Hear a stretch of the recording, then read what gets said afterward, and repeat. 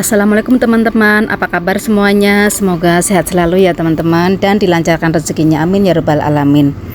Di video kali ini ya teman-teman, kita akan membahas daya beli yang sedang lesu ya teman-teman. Nah begini, ini tuh ada 5 cara dalam mengatasi penurunan penjualan yang bisa teman-teman coba ya. Cara mengatasi penurunan penjualan ya teman-teman. Nah ini tuh Oktober yang lalu ya teman-teman, Bank Indonesia itu merilis hasil survei indeks keyakinan konsumen yaitu IKK ya teman-teman, yang menunjukkan bahwa di tahun 2023 ya terjadi penurunan tren belanja kelompok masyarakat ya teman-teman. Nah yang sedang turun, nah rata-rata adalah mereka dengan pengeluaran sampai rata-rata 4 juta per bulan ya teman-teman. Nah penurunan ini disebabkan banyak hal ya teman-teman, mulai dari banyaknya kejadian pemutusan hubungan kerja atau PHK di kelas pekerja, tingginya angka pengangguran, hingga kenaikan harga BBM yang berujung pada kenaikan harga sembako ya teman-teman. Nah di sisi lain kebiasaan berselancar di internet terus menjangkiti masyarakat Indonesia teman-teman. Nah laporan digital tahun 2023 kemarin ya teman-teman menemukan bahwa rata-rata orang Indonesia itu menghabiskan 7 jam 42 menit dalam sehari di dunia maya ya teman-teman.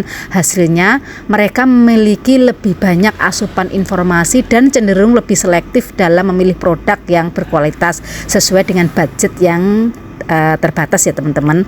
Nah tentunya pelaku UMKM ketar-ketir ya teman-teman, karena penjual produk tadi lebih menantang. Bagaimana jika kondisi ini berlanjut hingga 2024 atau 2025 ya teman-teman.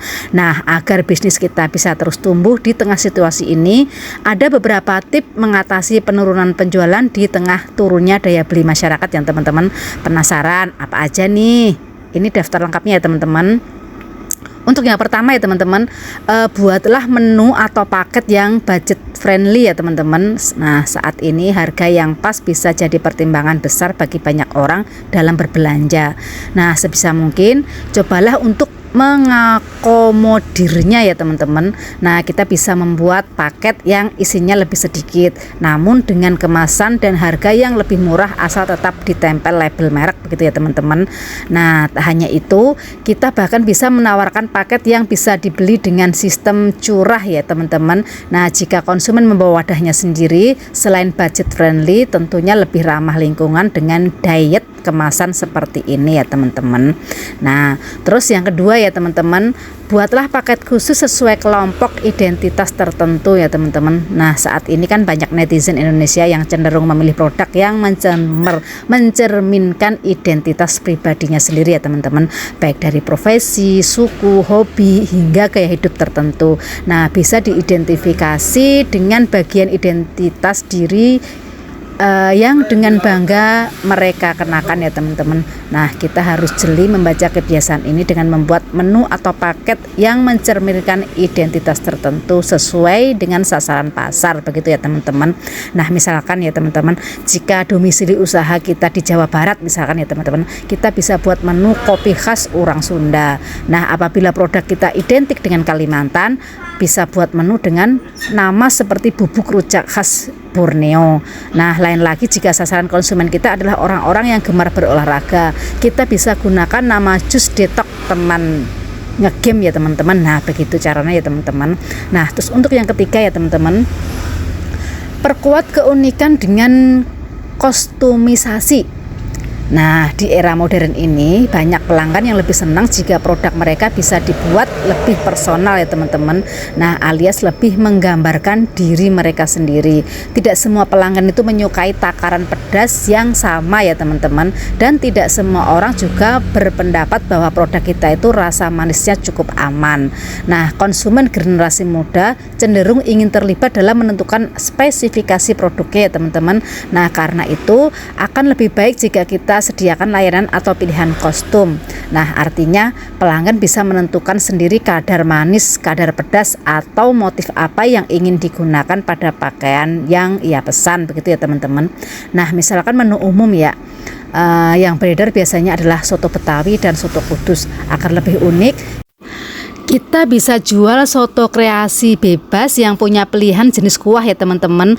isian dan sayuran sendiri ya teman-teman. Nah, nantinya pelanggan bisa memilih topping sendiri seperti babat kecap, teri kacang, sawi kering, dan lain-lain. Nah, jika kita menjual minuman, buatlah pilihan agar gula dan topping yang bisa dipilih sendiri juga oleh pelanggan. Itu contohnya ya teman-teman. Nah, nanti teman-teman bisa terapkan ke toko sembako teman-teman ya. Nah, itu salah satu contoh ya teman-teman. Nah, untuk yang keempat yaitu sajikan cerita bisnis yang matang ya teman-teman.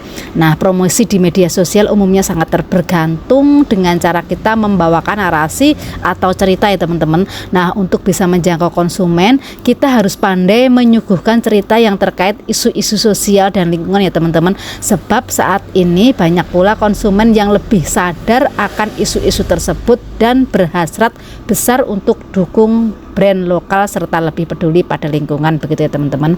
Terus hindari terus-menerus bercerita tentang produk kita saja ya teman-teman. Bagikan juga cerita tentang bagaimana bisnis kita berkembang, bisnis apa yang kita usung, apa saja visi dan misi kita, siapa saja pekerja kita, dan bagaimana proses produksi yang kita jalankan ya teman-teman. Misalnya jika kita punya usaha teh herbal, maka ceritakan juga petani-petani lokal yang terlibat, terus bagaimana kita membantu mereka, dan bagaimana proses produksi kita bisa menjaga ekosistem lingkungan sekitar, begitu ya teman-teman. Terus untuk yang kelima ya teman-teman, siapkan produk edisi premium. Nah, hal ini penting untuk dilakukan ya teman-teman, terutama jika kita punya target konsumen di kalangan menengah ke atas. Konsumen tipe ini akan lebih mementingkan kualitas di atas harga ya teman-teman. Nah, umumnya mereka senang dengan produk yang eksklusif dan terbatas. Nah, untuk itu kita bisa siapkan paket special edition ya teman-teman, atau limited edition. Nah, gunakan bahan baku premium dan bungkus dalam kemasan yang bersih namun juga ramah lingkungan, begitu ya teman-teman. Nah, misalkan kita menjual rokok ya teman-teman. Nah, rokok itu kan kalau yang biasa kan dia kemas dengan biasa. Nah, untuk kita menyajikan porsi yang lebih bagus untuk ditawarkan yaitu di paket premium. Nah, maka gunakan tembakau yang berkualitas, seperti tembakau organik. Terus selain rasanya lebih enak, kualitasnya pun lebih sehat ya teman-teman. Ya kalau rokok ya sehatnya, nggak sehat ya tetap nggak sehat ya teman-teman. Nah, meski begitu terus kita kemas dengan sedemikian menarik mungkin ya teman-teman. Nah, itu ada 5 tips bisnis yang ampuh untuk atasi penurunan daya beli masyarakat ya teman-teman. Berhubung semakin banyak konsumen saat ini malas mendatangi toko secara fisik ya teman-teman, maka kita bisa optimalkan layanan konsumen online ya teman-teman dengan beberapa kiat-kiat seperti berikut ya teman-teman.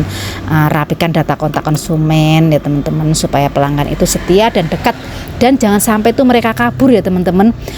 Beri promo spesial, misalnya jatah free ongkir 1 kali per bulan untuk memancing mereka minimal beli produk kita sekali sebulan ya teman-teman. Terus buat katalog produk digital yang lengkap dan jelas ya teman-teman untuk memudahkan konsumen memilih.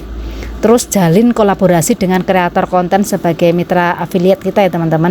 Nah, jika perlu kita bisa juga ajak mereka untuk bikin produk atau menu baru bersama-sama. Terus produk ini bisa mengandung kepribadian untuk selera pribadi dan si kreator konten ya teman-teman. Nah, nantinya kreasi bersama ini bisa dipromosikan lewat channel media sosial miliknya teman-teman. Bisa jadi pengikut setia influencer tadi tertarik dengan produk kita karena mencerminkan kepribadian mereka juga ya teman-teman. Nah, sementara untuk itu optimalkan penjualan offline ya teman-teman. Nah, kita bisa memperbanyak mitra distribusi ke warung-warung tradisional di dekat pemukiman yang sesuai dengan target segmen konsumen ya teman-teman. Misalkan jika kita menjual ragam snack serba 2.000, maka kita bisa bermitra dengan pedagang sayur keliling ya teman-teman yang masuk ke perumahan, bisa untuk dititipkan produk kita ya teman-teman. Bisa juga dengan abang-abang jajanan di sekolah dekat rumah. Istilah kerennya itu taktik ini disebut titip jual ya teman-teman. Tapi kalau jual snack sehat gluten free yang agak mahal titipkan di warung atau toko di dekat perumahan elit ya teman-teman. Nah itu tadi beragam cara yang bisa teman-teman gunakan mengatasi penurunan penjualan ya teman-teman. Ingat jangan mudah menyerah meskipun saat ini penjualan tengah sepi ya teman-teman, selalu ada jalan untuk semua masalah bisnis asalkan kita tetap kreatif dan inovatif dalam menghadapinya ya teman-teman. Sekian video dari saya teman-teman, terima kasih sudah menonton. Wassalamualaikum warahmatullahi wabarakatuh.